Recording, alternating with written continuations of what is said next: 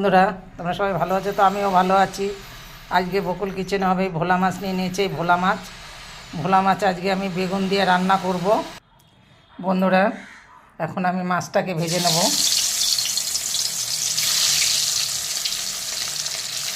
সুন্দর করে মাছটাকে আমি এখন ভেজে নেব। 4 পিস মাছ আছে আমার এখানে।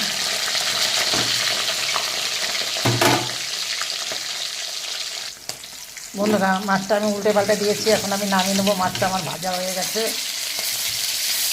একদম কম রান্না, কম সব চলছে। বড় ছেলে সিদ্ধ ভাত খেয়ে বেরিয়ে গেল।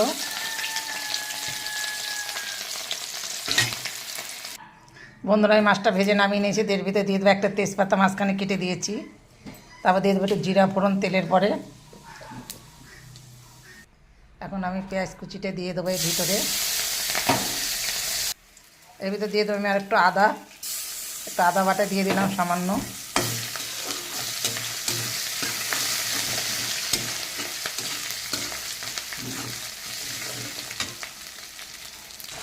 বন্ধুরা, আমি এর ভিতরে একটা কাঁচা লঙ্কা চেরা দিয়ে দিয়েছি। এখন এর ভিতরে আমি একটু জল দিয়ে দেবো।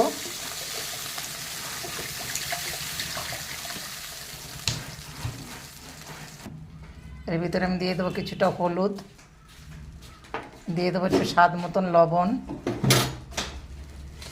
এই জলটা ফুটে উঠবে, তারপরে যে আমি বেগুন দেবো।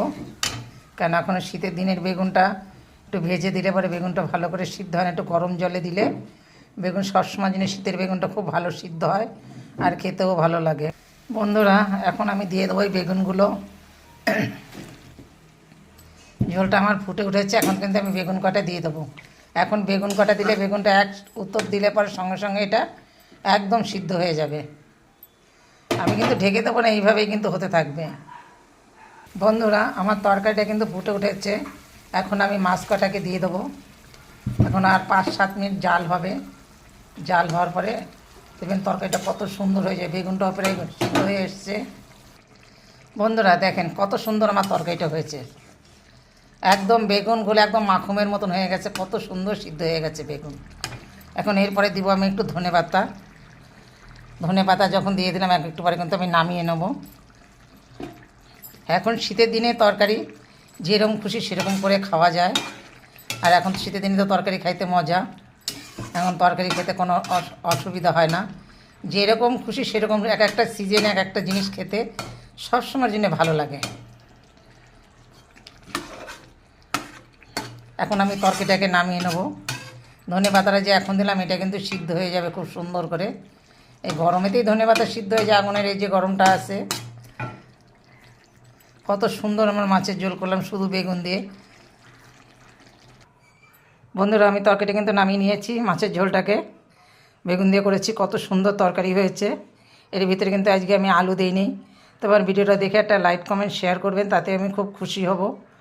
আজকে এই রান্না করেছি, বেগুন পোড়া দিয়েছি। শীতে দিয়ে তো তরকারি খেতে খুবই ভালো। বেগুন পোড়াটা খেতে তো খুবই মজা।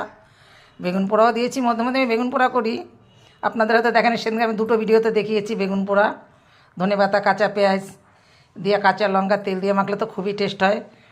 বেগুন পোড়া হলে কিন্তু আর এত মাছেরও প্রয়োজন পড়ে। অনেকে বেগুন পোড়াটা তো খুবই পছন্দ করে, বা আমার বাড়ির ছেলেরাও খুব বেগুন পোড়া পছন্দ করে, বৌমাও পছন্দ করে বেগুন পোড়াটা। তা একটা 500 জনের একটা বেগুন পোড়া দিছি। একটা 500 জনের যে বেগুনটা এখন আমার পোড়া হয়নি, যার জন্য দেখাতে পারি না। আমার ভিডিওটা অনেকটা বড় হয়ে যায়। শুধু এই মাছের এইটাই দেখালাম। বেগুন পোড়া হলে শীতের দিনে বেগুন পোড়া হ্যাড্ডা ব্যাড্ডা সবজি হলেই হয়ে যায়। এর সঙ্গে আরও বাঁধাকপি টপি রান্না করেছি, কোনো সমস্যা নাই।